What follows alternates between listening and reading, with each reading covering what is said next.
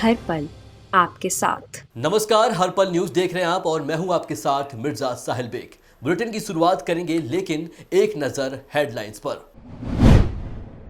स्वामी प्रसाद मौर्य समेत 2 लोगों ने बीजेपी से दिया इस्तीफा। ब्रजेश प्रजापति और रोशन लाल ने भी दिया इस्तीफा। सपा में शामिल हुए स्वामी प्रसाद मौर्य। यूपी में बसपा सुप्रीमो मायावती नहीं लड़ेगी चुनाव। पार्टी के 403 सीटों पर उतारेगी उम्मीदवार। बसपा महासचिव सतीश चंद्र मिश्रा ने दिया बयान। दिल्ली में कोरोना के संकट को देखते हुए नई पाबंदियां। प्राइवेट दफ्तरों को बंद करने के दिए गए आदेश। वर्क फ्रॉम होम करेंगे कर्मचारी। डीडीएमए ने जारी किया आदेश।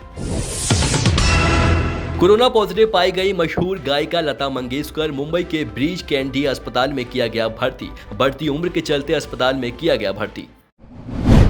चलिए अब रुख करते हैं खबरों की ओर। यूपी की राजनीति में बढ़ती हलचल हुई है और आपको बता दें कि विधानसभा चुनाव की तारीख आते ही यूपी में लगातार नेताओं की नाराजगी सामने आ रही है। वहीं स्वामी प्रसाद मौर्य ने कैबिनेट मंत्री पद से इस्तीफा दे दिया है। स्वामी प्रसाद मौर्य ने अपना इस्तीफा राज्यपाल आनंदीबेन पटेल को भेज दिया है और इस्तीफे के बाद स्वामी प्रसाद मौर्य सपा का दामन थाम चुके हैं। यूपी को विधानसभा चुनाव के बीच यह बहुत बड़ा झटका लगा है। आपको बता दें कि स्वामी प्रसाद मौर्य के कैबिनेट मंत्री पद से इस्तीफा देने के बाद समाजवादी पार्टी के राष्ट्रीय अध्यक्ष अखिलेश यादव ने उनके साथ एक तस्वीर शेयर की है और लिखा है कि सामाजिक न्याय और समता समानता की लड़ाई लड़ने वाले लोकप्रिय नेता श्री स्वामी प्रसाद मौर्य जी एवं उनके साथ आने वाले अन्य सभी नेताओं, कार्यकर्ताओं और समर्थकों का सपा में सम्मान, हार्दिक स्वागत एवं अभिनंदन करता हूं। अपने इस्तीफे में स्वामी प्रसाद मौर्य ने कहा, श्रम एवं सेवा योजन और समन्वय मंत्री के रूप में विपरीत परिस्थितियों व विचारधारा में रहकर भी बहुत ही मनोयोग के साथ उत्तरदायित्व का निर्वहन किया है, किंतु दलितों, पिछड़ों, किसानों, बेरोजगार, नौजवानों एवं छोटे लघु एवं मध्यम श्रेणी के व्यापारियों की घोर उपेक्षात्मक रवैये के कारण उत्तर प्रदेश के मंत्रिमंडल में से इस्तीफा देता हूं। उत्तर प्रदेश के श्री राज्यपाल जी को भेजे हुए पत्र में उन सभी तथ्यों का उल्लेख कर दिया है जिसके कारण मैं भारतीय जनता पार्टी उत्तर प्रदेश सरकार के मंत्रिमंडल से इस्तीफा दे रहा हूं। नाराजगी स्वाभाविक रूप से पार्टी की उपेक्षात्मक रवैये के नाते ये निर्णय मुझे लेना पड़ा है। यूपी के पूर्व सीएम मायावती और पार्टी महासचिव सतीश चंद्र मिश्रा विधानसभा चुनाव नहीं लड़ेंगे। बसपा ने इस बार राज्य की सभी 403 सीटों पर उम्मीदवार उतारने का फैसला किया है। इस बात की पुष्टि खुद महासचिव सतीश चंद्रा ने की है। सतीश चंद्रा मिश्रा ने मीडिया से बात करते हुए बताया कि मैं राज्यसभा का सदस्य हूं। कई प्रदेशों में चुनाव हो रहे हैं और बहन मायावती को लोगों को चुनाव लड़वाना है, इसलिए हम लोग चुनाव नहीं लड़ रहे हैं। बता दें कि मायावती ने साल 2002 के बाद से कोई विधानसभा चुनाव नहीं लड़ा है। यूपी में बीजेपी का घर घर अभियान शुरू हो गया है। इसकी शुरुआत बीजेपी प्रदेश अध्यक्ष स्वतंत्र देव ने की है। स्वतंत्र देव घर घर जाके लोगों से बात की है और साथ ही लोगों के घर के बाहर बीजेपी का रिपोर्ट कार्ड भी लगाते हुए नजर आए हैं। इसी दौरान स्वतंत्र देव ने मीडिया से बात की और बताया कि हम जनता के बीच जा रहे हैं, उनका सुझाव ले रहे हैं और अपना रिपोर्ट कार्ड भी साथ लेकर जा रहे हैं। 300 से ज़्यादा के नारे के साथ हम जनता का आशीर्वाद लेंगे और योगी जी के नेतृत्व में सरकार बनाएंगे। दिल्ली में होम आइसोलेशन में रह रहे कोरोना मरीज अब घर पर बैठकर योगा कर सकेंगे। दिल्ली के मुख्यमंत्री अरविंद केजरीवाल ने इसका ऐलान करते हुए बताया कि हर रोज 5 क्लासेस होंगी। इंस्ट्रक्टर लोगों को योगा करना सिखाएंगे। इसमें 40,000 लोग एक साथ योगा कर सकेंगे। ये योगा क्लासेस कल से शुरू हो जाएगी और दिल्ली के सीएम केजरीवाल ने कोरोना मरीजों को योग करने की सलाह दी है। उन्होंने कहा है, योग करने से लोगों में रोगों से लड़ने के लिए इम्यूनिटी बढ़ती है। इस इम्यूनिटी से कोरोना से जल्द ठीक होने में भी मदद मिलेगी। अरविंद केजरीवाल का कहना है कि दिल्ली सरकार योग क्लासेस शुरू करने जा रही है ताकि होम आइसोलेशन में रह रहे कोरोना मरीज अब घर पर बैठकर ही योगा कर सकेंगे। तो जो लोग होम आइसोलेशन में इस टाइम हैं उनके लिए स्पेशल योगा के और प्राणायाम के कुछ क्लासेस हम लोग शुरू कर रहे हैं, ऑनलाइन क्लासेस। वो अपने घर बैठे हमारे इंस्ट्रक्टर के साथ योग कर पाएंगे। इसके लिए हमने पूरी तैयारी कर ली है। इंस्ट्रक्टर्स की एक बहुत बड़ी टीम तैयार की गई है जिनको स्पेशल कोरोना से संबंधित कौन कौन से आसन हैं, कोरोना से संबंधित कौन कौन से प्राणायाम हैं, इनकी ट्रेनिंग, स्पेशल ट्रेनिंग दी गई है इन सभी इंस्ट्रक्टर्स को। आज जितने भी होम आइसोलेशन में हमारे पेशेंट्स हैं कोरोना संक्रमित, उनको एक लिंक जाएगा रजिस्ट्रेशन करने के लिए। उस लिंक पे वो क्लिक करके बता सकते हैं कि वो कितने बजे योगा करना चाहेंगे। दिल्ली में कोरोना और ओमिक्रॉन के तेजी से बढ़ते मामलों के बीच पाबंदियां और बढ़ा दी गई हैं। दिल्ली में कोरोना के मामले में अचानक से बढ़ोतरी होने के बाद लॉकडाउन जैसी पाबंदियां लगा दी गई हैं। दिल्ली डिजास्टर मैनेजमेंट अथॉरिटी ने दिल्ली में सभी प्राइवेट दफ्तर बंद करने के आदेश जारी किए हैं। वहीं रेस्टोरेंट, बार भी बंद कर दिए गए हैं। आपको बता दें कि इससे पहले तक प्राइवेट दफ्तरों में 50% तक कर्मचारियों को काम करने की इजाज़त दी गई थी, लेकिन अब पूरी तरह से प्राइवेट दफ्तरों को बंद रखने का आदेश दे दिया गया है और कर्मचारियों को वर्क फ्रॉम होम करने का आदेश दिया गया है। दिल्ली में स्कूल और कॉलेज तो पहले से ही बंद कर दिए गए थे और आज प्राइवेट दफ्तरों को भी बंद करने के निर्देश दे दिए गए हैं। लॉकडाउन जैसे हालात इस वक्त बने हुए हैं। भारत में ओमिक्रॉन वेरिएंट से कोरोना की तीसरी लहर की शुरुआत हो चुकी है। पिछले कई दिनों से देश में कोरोना के 1 लाख से भी ज़्यादा मामले सामने आ रहे हैं। इसी बीच केंद्रीय मंत्री मुख्तार अब्बास नकवी भी आज कोरोना की बूस्टर डोज लेने के लिए टीकाकरण केंद्र पहुंचे हैं। यहां उन्होंने कहा, हमने अपनी बूस्टर डोज ले ली है, लोगों को डरने की ज़रूरत नहीं है, एक आशा की ज़रूरत है। भारत को एक बड़ी कामयाबी हाथ लगी है। भारतीय नौसेना ने सुपरसैनिक ब्रह्मोस मिसाइल का सफल परीक्षण किया है। यह परीक्षण पश्चिम तट पर तैनात नौसेना के लड़ाकू युद्धपोत INS विशाखापट्टनम से किया गया है। सूत्रों की माने तो यह मिसाइल का समुद्र से समुद्र में मार करने वाला वेरिएंट था। इसने अधिकतम रेंज और सटीकता के साथ लक्ष्य वाले जहाज पर हमला किया। बता दें कि ब्रह्मोस सुपरसैनिक क्रूज मिसाइल को DRDO ने विकसित किया है। ये भारत और रूस का संयुक्त प्रोजेक्ट है। इस मिसाइल की रेंज हाल ही में 298 किलोमीटर से बढ़ाकर 450 किलोमीटर की गई थी। कम दूरी की ये रेमजेट सुपरसैनिक क्रूज मिसाइल विश्व में अपनी श्रेणी में सबसे तेज गति वाली है। इससे पनडुब्बी पानी के जहाज, विमान से या जमीन से भी छोड़ा जा सकता है। यह रूस की P-800 ओकिस क्रूज मिसाइल की प्रौद्योगिकी पर आधारित है। इस मिसाइल को भारतीय सेना, वायुसेना और नौसेना को सौंपा जा चुका है। भारतीय नौसेना को INS विक्रांत के रूप में दूसरा एयरक्राफ्ट कैरियर अगले वर्ष मध्य तक मिल सकता है। फिलहाल इसका समुद्र में दूसरा ट्रायल चल रहा है। ये पूरी तरह से देश में निर्मित है और अत्याधुनिक सुविधाओं से लैस है। इससे भारतीय नौसेना में शामिल होने के साथ ही भारत की समुद्री सुरक्षा तो मजबूत होगी, साथ ही साथ दुश्मन के दांत खट्टे करने में भी अहम भूमिका निभाएगी। आपको बता दें कि भारतीय नौसेना के पास पहले से ही INS विशाखापट्टनम के नाम से एक विमान वाहक युद्धपोत मौजूद है, जिसकी मौजूदगी ही दुश्मन के लिए सबसे बड़ा खतरा होती है। आपको बता दें कि INS विक्रांत के इस ट्रायल पर चीन और पाकिस्तान की भी निगाह लगी है। ऐसा इसलिए है क्योंकि इस जहाज के भारतीय नौसेना में शामिल होने के साथ ही इन दोनों देशों की धड़कनें भी बढ़ जाएंगी। बता दें कि चीन के पास से जहां 2 विमान वाहक युद्धपोत मौजूद हैं, वहीं पाकिस्तान के पास अब तक एक भी युद्धपोत मौजूद नहीं है। यही वजह है कि इस जहाज के भारतीय नौसेना में शामिल होने के बाद पाकिस्तान और चीन के हौसले पस्त हो जाएंगे। दबंगई तो रोजाना सामने आती रहती है, लेकिन एक ऐसा ही मामला एमपी का सामने आ रहा है, जहां महिला प्रोफेसर दबंगई का एक वीडियो वायरल हुआ है। यह वीडियो एमपी की राजधानी भोपाल का है, जहां पर जानकारी के लिए आपको बता दें कि प्रोफेसर की कार में फल वाले का ठेला टच कर गया था। इसकी वजह से कार में खरोच आ गई।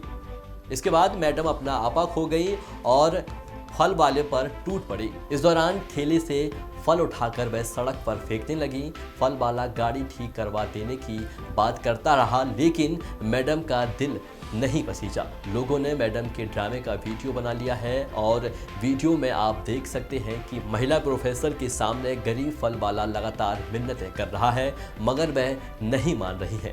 ठेले पर फल उठाकर सड़क पर सरेआम फेंक रही हैं। करीब आधे घंटे तक मैडम ने तमाशा किया। इसके बाद स्थानीय लोगों ने मामले को शांत करवाया है। वहां मौजूद कुछ लोगों ने इस वीडियो को बना लिया है और सोशल मीडिया में वायरल कर दिया है।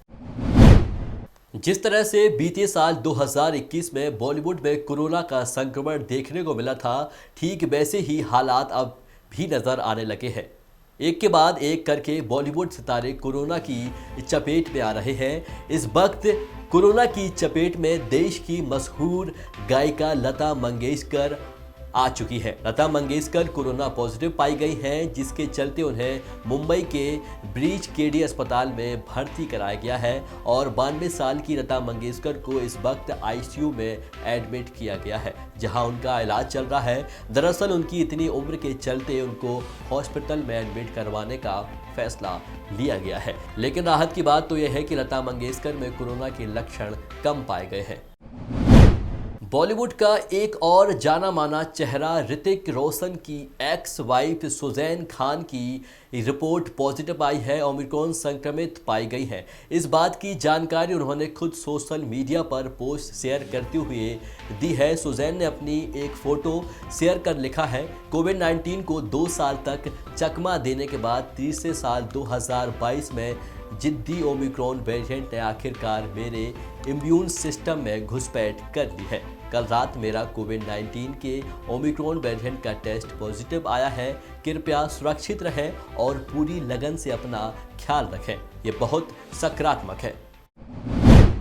यूपी के मेरठ जनपद में कोरोना का बम फूट पड़ा है। मेरठ में कोरोना से हालात दिन पर दिन बिगड़ते ही जा रहे हैं। हर रोज 1000 के करीब संक्रमितों की संख्या सामने आ रही है। 1030 नए कोरोना संक्रमित मिलने से आंकड़ा 3225 पहुंच गया है, जबकि कोरोना से एक मरीज की मौत हो गई है। आपको बता दें कि कोरोना संक्रमितों में मेडिकल स्टाफ, छात्र, शिक्षक, प्रशासनिक अधिकारी भी शामिल हैं, जिसकी वजह से स्वास्थ्य महकमे में हड़कंप मच गया है। बाजारों में बिना मास्क के भीड़ उमड़ रही है, जो कोरोना को खुले तौर पर चुनौती दे रही है। मेरठ में कोविड-19 पुलिस महकमे पर हावी होता दिख रहा है और सोमवार को आईजी दफ्तर के 10 पुलिसकर्मियों में भी कोरोना की पुष्टि हुई है। इसके बाद से पूरे दफ्तर में खलबली मची हुई है। अभी तक कोरोना पॉजिटिव पुलिसकर्मियों की कुल संख्या 58 बताई जा रही है। विधानसभा चुनावों की तैयारियों में जुटे पुलिस प्रशासन को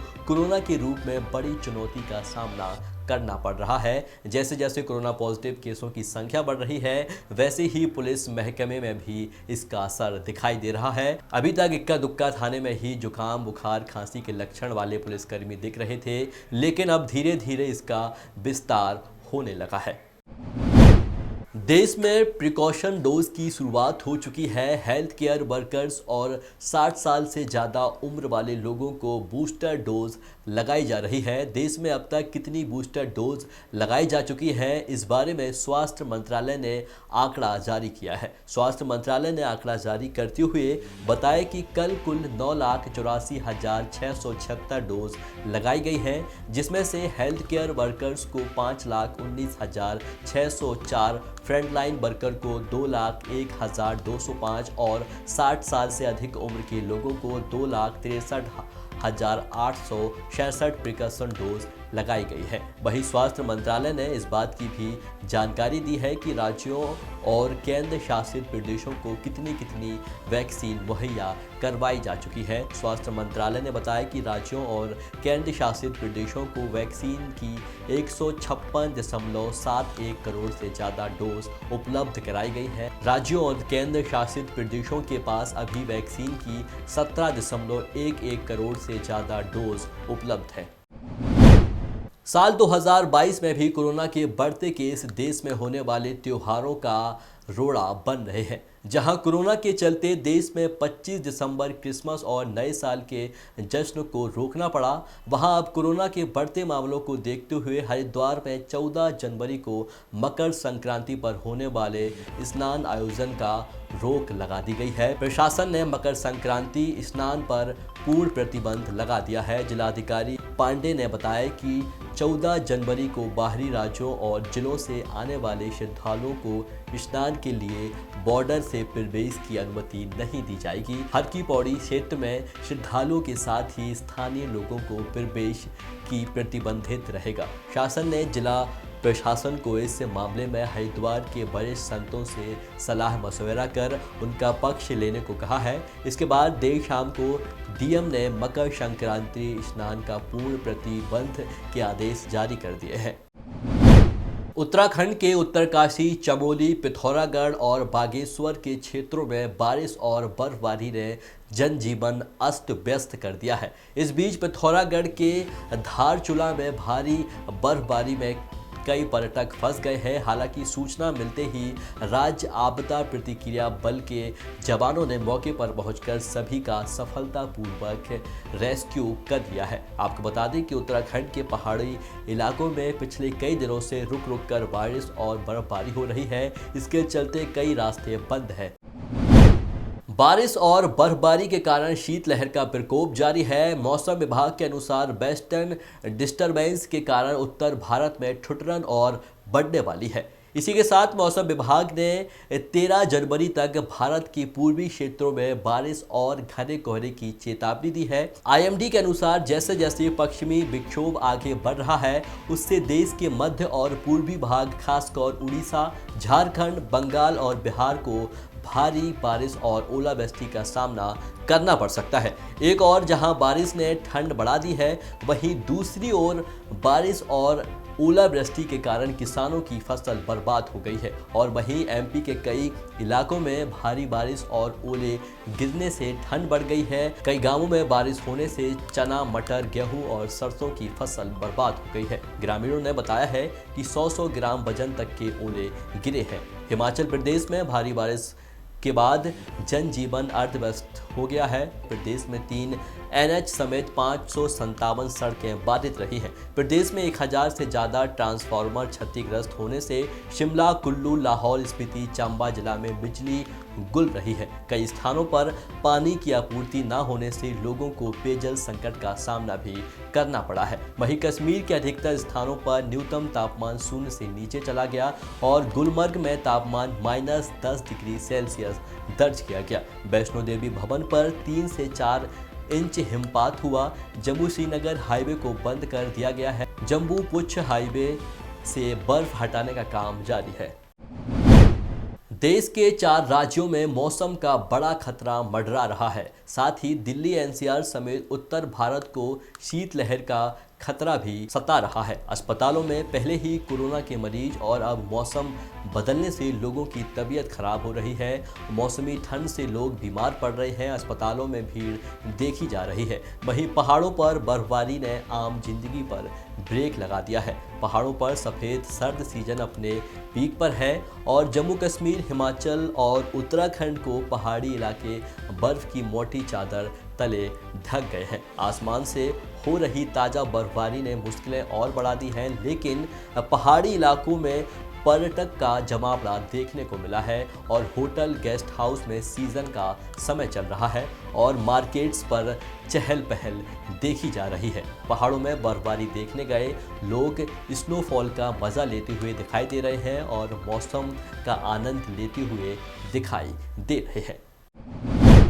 देश में कोरोना महामारी की तीसरी लहर ओमिक्रॉन फिर से लाखों लोगों को अपनी चपेट में ले रहा है, तो वहीं प्रधानमंत्री नरेंद्र मोदी की सुरक्षा में बड़ी साजिश से लोग आहत हैं, जिसको लेकर आज अयोध्या में देश की सुरक्षा व प्रधानमंत्री नरेंद्र मोदी की लंबी उम्र के लिए अयोध्या में प्राचीन ऐतिहासिक क्षीरेश्वर नाथ महादेव मंदिर में ब्राह्मणों के द्वारा महामृत्युंजय मंत्र का जाप किया गया है। मंदिर में महंत ने बताया कि प्रधानमंत्री नरेंद्र मोदी जी को लेकर अयोध्या के संत समाज में यह भावना आई है कि उनकी दीर्घायु के लिए व उनके कार्य में आने वाले संकट को दूर करने के लिए अयोध्या में प्रार्थना करें और पीएम देश की उन्नति व सनातन संस्कृति को आगे बढ़ाने का कार्य इसी तरह करते रहें। जानकारी के लिए बता दें कि मंदिर में वैदिक विधि विधान से 15 ब्राह्मणों के द्वारा कलश पूजन कर प्रारंभ किया गया और जिसमें तिवारी मंदिर के महंत गिरीश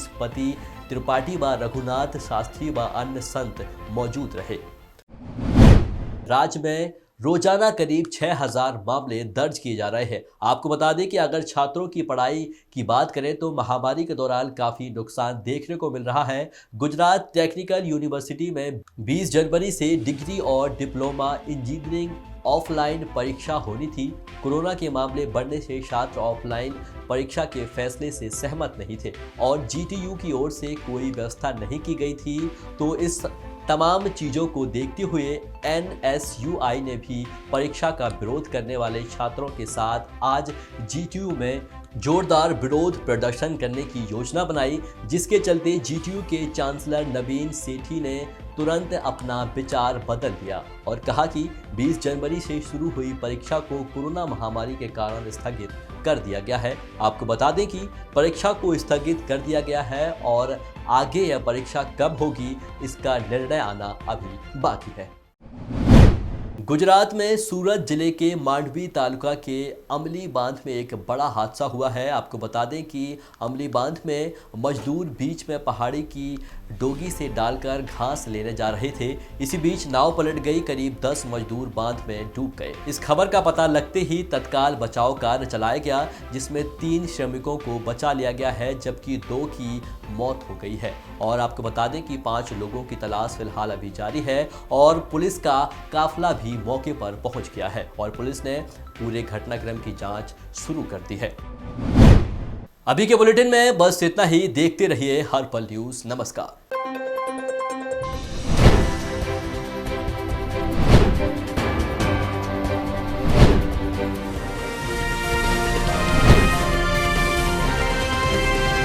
हर पल आपके साथ।